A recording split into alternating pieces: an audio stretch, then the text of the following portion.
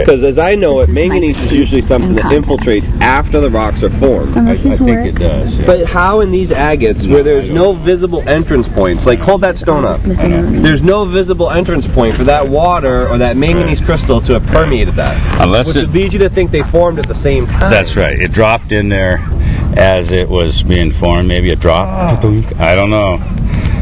So these would, I mean, ultimately you're looking, and these are not my best. My best didn't come to the show because everyone that does rocks has their own little tiny collection of the very, very few top best. Only the rich ones like you do. The rest of us suckers have to sell them to keep playing. What you're really looking for at the very best is trees. That's a pretty good tree right there, or a scenery. Now I don't have a lot of scenery here. Now dendrites over a quarter inch are rare. Yeah, they are, exactly. In Montana. And those rocks are some of them can be very valuable. That's right. This one's great with the most, like the highest price of them, like Montanas and stuff you've ever seen, like in the museum ones? Well, probably $1,000 for a rock, or more, probably more. I mean, I don't know. I've never been into that. How much work do you think, like for you to like collect one of those nodules, right? Bring her home, window it, slab it, tab it. How many man hours you'd say, just on average, and I know you do things weird like I do, you collect all at once, cut all at once, but if you had to break it down to a per stone piece, how much time you think you have vested in any one stone, regardless of how good it is? Right, it's mostly the work, you know, and the gas, and I mean, so you've got all kinds of expense, but you've got a couple hours per, by the time it's jewelry for sure. Not jewelry, just the finished cab alone. I would guess a lot of it, you know, at the final stage I do tumbling into, you tumble finish? Tumble polish. Alright. I use tin oxide and it doesn't pile them in a hurry. But, you got an hour anyway, and I mean, you can't break it. You're not going to do one rock in an hour. But if you do 20, 30 rocks, and you'll do that in 20, 30 hours, you see what I'm saying? Yeah. Yeah, and you understand. I understand. But it's time consuming, but it's a labor of love, absolutely. Yeah. And you know, just finding out, you know, here.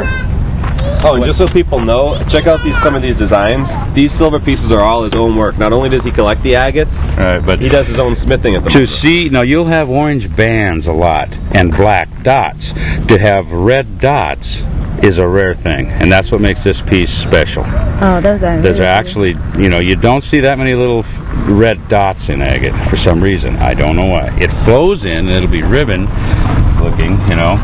Now, dendrites being the clearly defined dendrites that look like full plants and stuff like that, being the most rare. Yeah, what would be your second tier? Like, if you were going to grade Montanas? Well, they have the, what's it called when you look through and it's, I don't have one here. How about the red banding, though?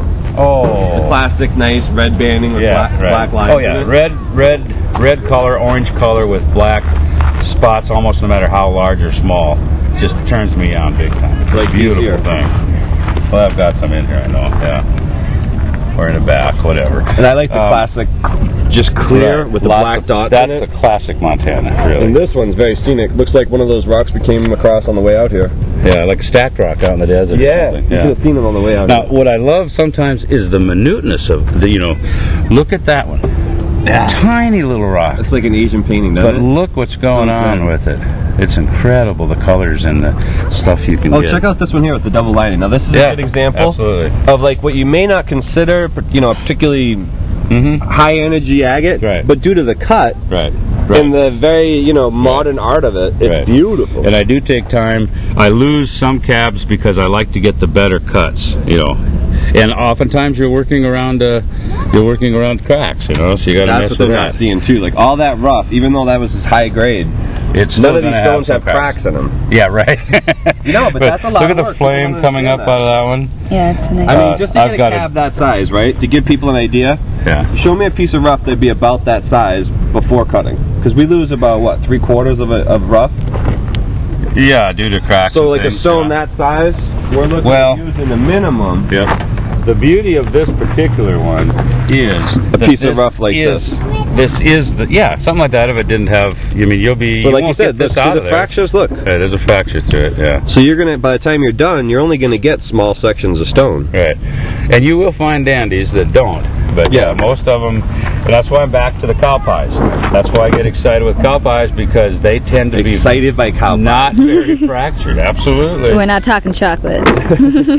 But this stone that's the shape it was. That's why I made it that. That's exactly what it was. It might have been a little longer on each end, but it was just that's the curve. And I tend to leave things to get the beauty out of the stone.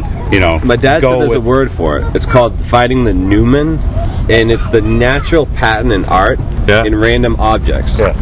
Tell you what, I want to show you what I got on here too, folks. Just drilled a hole before I did the grinding, and drill from both ways, because if you drill all the way through one way with a diamond bit, you know, with any bit, but with a diamond bit, you're going to blow the back out of the stone. So you drill it about 2/3, turn it over, drill it the rest of the way, and that's just a free form. And you got to use all diamond bits. Oh, absolutely. Fun coming through that. See, that's the thing. It's now you can, the way to get started, listen, with any kind of rock hounding, if you're not sure, don't go spend $4,000 on a big saw to cut these. Because almost everywhere you go, they're going to have these. The big work's done.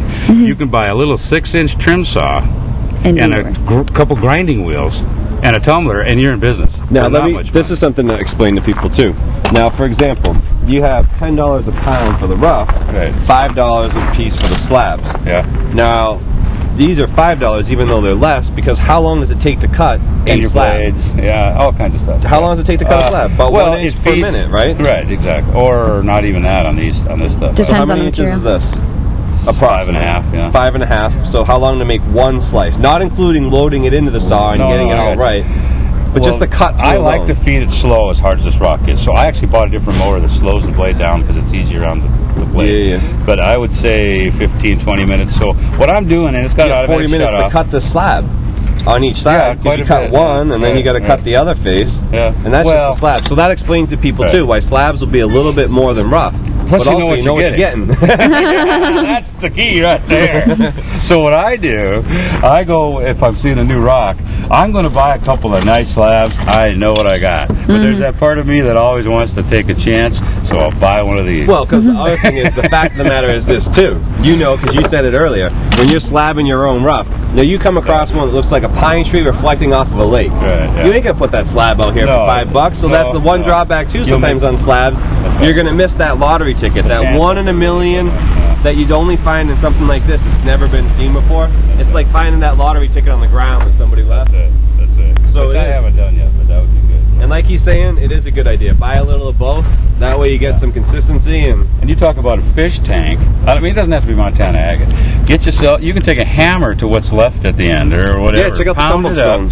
Yeah, and put it in the bottom of like your fish bowl. I mean, these are called end cuts. Is that beautiful? And just little pieces. These are all those little trimmings from cutting from slabs or cutting from any of it. In the tumbler and give it to the kids. You know, anybody that wants can take a stone out of there.